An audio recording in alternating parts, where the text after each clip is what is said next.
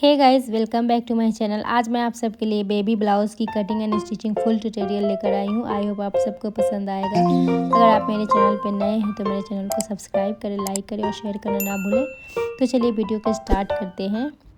मैंने लाइनिंग के फैब्रिक को 4 फोल्ड करके इस तरह से रख लिया है। इसका बैक पार्ट मैंने हाफ इंच एक्स्ट्रा रखा है हुक आई और हुक पट्टी के लिए। इसका फुल मेज़रमेंट मैंने स्क्रीन पे लगा दिया है। इसकी लंबाई 15 इंच ली है मैंने। मुझे रेडी 14 इंच चाहिए, इसके लिए 1 इंच मैंने एक्स्ट्रा लिया था। अब इसका शोल्डर 5.5 इंच पर मार्क करेंगे। इसका शोल्डर 11 इंच है तो हाफ करने पे 5.5 इंच होगा और इसका आर्म होल भी 11 इंच है तो 5.5 इंच पे इस तरह से मार्क करके एक लाइन ड्रॉ कर लेंगे। अब इस तरफ भी एक सीधी लाइन ड्रॉ कर लेंगे इस तरह से। अब हम बस्ट का मेज़रमेंट लेंगे। बस्ट का मेज़रमेंट 30 इंच है तो इसका 4th पार्ट 7.5 इंच हुआ और 2 इंच एक्स्ट्रा मार्जिन के लिए लेंगे। और हमारा वेस्ट पार्ट 26 है तो इसका 4th पार्ट 6.5 इंच हुआ और 2 इंच इधर भी ले लेंगे एक्स्ट्रा मार्जिन के लिए। ले लिया हमने। अब इसको इस तरह से मार्क कर लेंगे। लाइन ड्रॉ कर लिया हमने इस तरह से। अब हम यहाँ पे आर्म होल का लेंगे तो बैक हमारा 1.25 इंच पे मार्क होगा और फ्रंट हाफ इंच पे। अब इसको इस तरह से शेप देके एक गुलाई दे देंगे। ये फ्रंट पार्ट का है और वो बैक पार्ट का। अब हमारा नेक 2.5 इंच पे इस तरह से हमने मार्क किया है। शोल्डर के पास हम हाफ इंच इस तरह से डाउन करते हुए एक लाइन ड्रॉ कर लेंगे। अब हम नेक की मेज़रमेंट करते हैं। मैं 5 इंच पे फ्रंट में 5 इंच रखूँगी। 5 इंच पे इस तरह से एक मार्क करेंगे और इधर भी 2.5 इंच पे इस तरह से मार्क करके एक बॉक्स बना लेंगे इस तरह से। इस तरह से बॉक्स बनाने के बाद यहाँ पे हम शेप दे देंगे, राउंड शेप। हमने नेक का शेप दे दिया है। अब हम मेज़रमेंट के अकॉर्डिंग इसकी कटिंग कर लेंगे।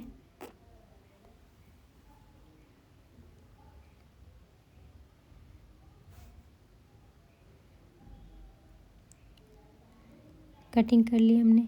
अब ब्लाउज़ की शेप देने के लिए 1 इंच पे मार्क करेंगे और इस तरह से लाइन ड्रॉ करेंगे। लाइन ड्रॉ करने के बाद इसकी भी कटिंग कर लेंगे। अब यहाँ पे नोचेस दे देंगे दोनों जगह। बैक पार्ट को इस तरह से निकाल लेंगे।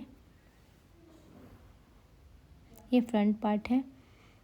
अब यहाँ पे मुझे कुछ थोड़ा सा तिरछा डिज़ाइन करना था तो 1.5 इंच पे मैंने मार्क किया है और इस तरह से इसको शेप देते हुए ड्रॉ कर लिया है लाइन। नेक की कटिंग कर लेते हैं। ये हमने जो लाइन ड्रॉ किया था इसकी भी कटिंग कर लेते हैं। अब बैक पार्ट की भी कटिंग कर लेते हैं। सबसे पहले हम इसके नेक की कटिंग करेंगे। 2.5 इंच पे इस तरह से मार्क करेंगे। इसकी लंबाई मैंने 7.5 इंच रखा है। अब इस तरह से मार्क करके एक बॉक्स मैंने बना लिया है। अब इसमें मैं वी शेप दूंगी। इस तरह से वी शेप कर दिया है। अब इसकी कटिंग कर लेंगे। ये हमारा बैक नेक है तो हमारा दोनों लाइनिंग कट के तैयार हो गया है। अब मेन फैब्रिक पे रखेंगे और इस तरह से कटिंग कर लेंगे। हमारा मेन फैब्रिक जो है वो सैटिन का फैब्रिक है। दोनों पार्ट को इस तरह से रख के कट कर लेंगे। कटिंग कर ली हमने। अब स्टिच कर लेते हैं। ये हमारा फ्रंट पार्ट है। फ्रंट पार्ट को सीधी साइड रख के इस तरह से लाइनिंग रखा है। उसके ऊपर मैंने पिन से सेट करके हाफ इंच का मार्जिन लेते हुए नेक पे इस तरह से स्टिचिंग कर लेंगे, कटिंग कर लेंगे। अब इसके बाद हम आर्म होल पे इस तरह से सिलाई कर लेंगे अच्छे से सेट करते हुए। ये सैटिन का फैब्रिक है, थोड़ा स्लिप करता है।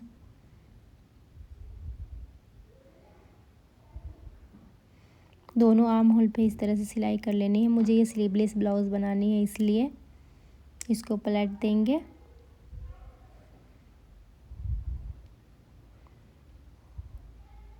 अब बॉटम की साइड भी इस तरह से सिल लेंगे। बिल्कुल एक तरह से सिलाई करनी है, टेढ़ी मेढ़ी नहीं। एक पैर का मार्जिन रखते हुए इस तरह से सिल लेना है हमें। स्टिच कर लिया हमने। अब जो भी एक्स्ट्रा फैब्रिक है उसको कट कर लेंगे। कट कर लिया हमने। अब यहाँ पे छोटे छोटे नोचेस डाल लेंगे, ध्यान से धागा कटने ना पाए। इधर भी कट कर लेंगे एक्स्ट्रा फैब्रिक। यहाँ पे नोचेस लगा देते हैं। इधर भी मैंने कटिंग कर ली है। अब इधर कट कर लेते हैं बॉटम के पास। यहाँ पे भी इस तरह से कट्स लगा देते हैं। अब इसको पलट लेंगे, अच्छे से पलट के इसको आयरन कर लेंगे। हमने आयरन कर लिया, आप देख सकते हैं कितना अच्छा दिख रहा है ये दोनों तरफ से बिल्कुल फिनिशिंग के साथ। अब इसको फोल्ड करके रख देते हैं। अब बैक पार्ट की सिलाई कर लेते हैं। ये हमारा लाइनिंग और मेन फैब्रिक है, इसको इस तरह से सेट कर लेते हैं। पहले इसको भी मेन फैब्रिक को सीधी साइड करके इस तरह से हमने लाइनिंग रख लिया है इसके ऊपर। अब सबसे पहले नेक की सिलाई कर लेते हैं इस तरह से।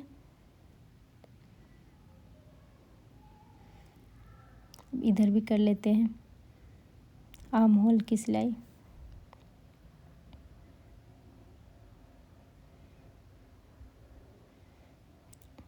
और वेस्ट की सिलाई कर लेते हैं। अच्छे से सेट कर दिया था पहले मैंने पिन की मदद से, स्टिचिंग कर लिया हमने। अब एक्स्ट्रा जो भी फैब्रिक है उसको कट कर लेते हैं। इधर भी कट कर लेते हैं और इस तरफ भी।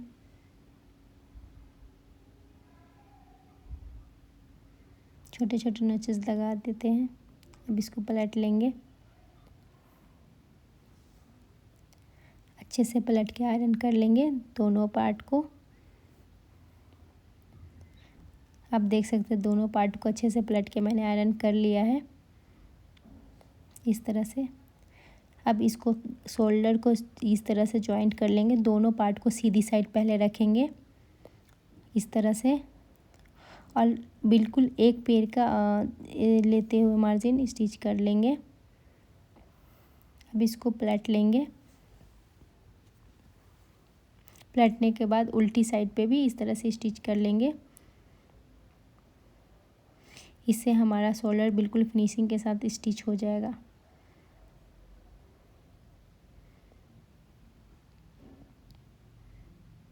स्टिच कर लिया हमने शोल्डर को, दोनों शोल्डर जॉइंट कर लिया। अब इसको इस तरह से सीधी कर लेंगे। सीधी करने के बाद सबसे पहले हुक पट्टी बना लेते हैं। हुक पट्टी के लिए इस तरह से मैंने लाइनिंग का फैब्रिक लिया है, इसको डबल फोल्ड कर लिया था और इस तरह से किनारे पे सिलाई लगा लेंगे और इस पट्टी पे पलट के इस तरह से फाइनल स्टिचिंग कर लेंगे। हमारा हुक पट्टी बन के तैयार हो गया है। इसी तरह अब हम हुक आई बना लेते हैं। सीधी साइड हुक आई को इस तरह से रखेंगे और यहाँ पे 1/2 इंच का मार्जिन लेते हुए सिल लेंगे इस तरह से। एक्स्ट्रा धागा कट कर लेते हैं।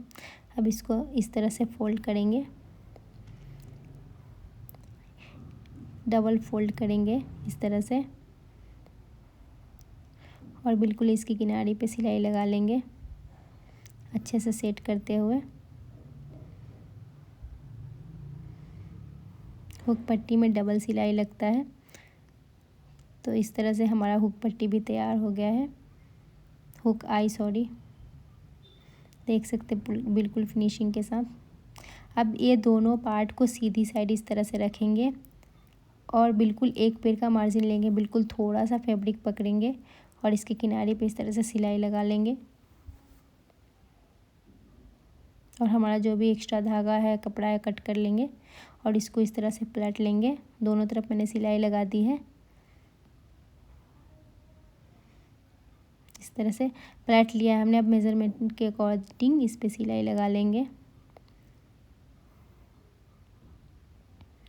स्टिच कर लिया हमने। आप देख सकते हैं मैंने 2-3 सिलाई लगा दिया है। अब इसको इस तरह से सीधी कर लेंगे। आई होप आप सबको पसंद आया होगा। आप देख सकते हैं ये ब्लाउज़ बनके कितना सुंदर तैयार हुआ है। मैंने यहाँ पे लेस भी लगा लिया और लटकन भी लगा लिया है। तो थैंक्स फॉर वॉचिंग।